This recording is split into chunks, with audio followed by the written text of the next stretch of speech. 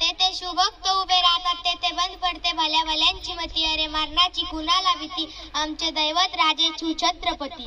प्रदीप चंद्र लेखे वंदू विश्ववर दूता, शहा सुनो शिव सैंशा मुद्रा भद्राय राजते.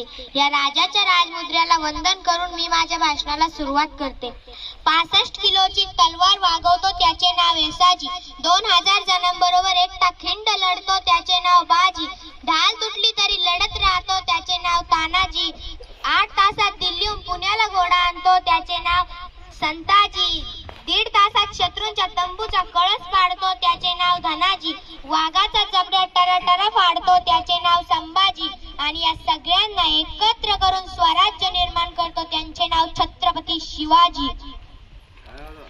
छत्रपती शिवाजी महाराज म्हणजे कोण? छत्तीस हत्तीचे बळ असणारे, त्रस्त मोगलांना करणारे, प्रयत्न फिरणारे, तिन्ही जगात जाणणारे, शिस्तप्रिय, वाणीचे तेज, जिजाऊंचे पुत्र, मग महाराष्ट्राची शान, हार न मानणारे, राज्याचे हितचिंतक, जनतेचा राजा.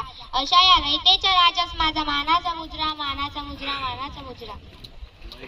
स्वतःच्या मनगटात विश्वास असणाऱ्यांना दुसऱ्याच्या सामर्थ्याची भीती कधीच वाटत नाही. स्वतःच्या मनगटात विश्वास असणाऱ्यांना दुसऱ्याच्या सामर्थ्याची भीती कधीच वाटत नाही. अशा सामर्थ्याला हरवण्याचे धाडस नियतीच सुद्धा करत नाही. विजयासारखी तलवार चालून गेला, विजयासारखी तलवार चालून गेला, निधड्या छातीने हिंदुस्तान हलून गेला. वाघ नखाने अफजल खानाचा कोथळा फाडून गेला. मुठभर मावळ्यांना घेऊन हजारो सैतानांना लढून गेला. स्वर्गात गेल्यावरी देवांनीही ज्यांना झुकून मुजरा केला, असा एक मर्द मराठा माझा शुभा होऊन गेला. ओम बोलल्याने मनाला शांती मिळते, ओम बोलल्याने मनाला शांती मिळते. साई बोलल्याने मनाला शक्ती मिळते. राम बोलल्याने पाप मुक्ती मिळते. आणि जय शिवराय बोलल्याने आम्हाला 100 वाघाची ताकद मिळते. सागरातलं पाणी कधी अटणार नाही, माऊलीची माया कधी तुटणार नाही. सागरातलं पाणी कधी अटणार नाही, माऊलीची माया कधी तुटणार नाही. हा जन्म का हजारो जन्म झाले तरी शिवरायांचा नाद कधी सुटणार नाही. थोर तुमचे कर्म जिजाऊ, उपकार कधी न फिटणार. थोर तुमचे कर्म जिजाऊ, उपकार कधी न फिटणार. चंद्र सूर्य असेपर्यंत नाव तुमचे न मिटणार.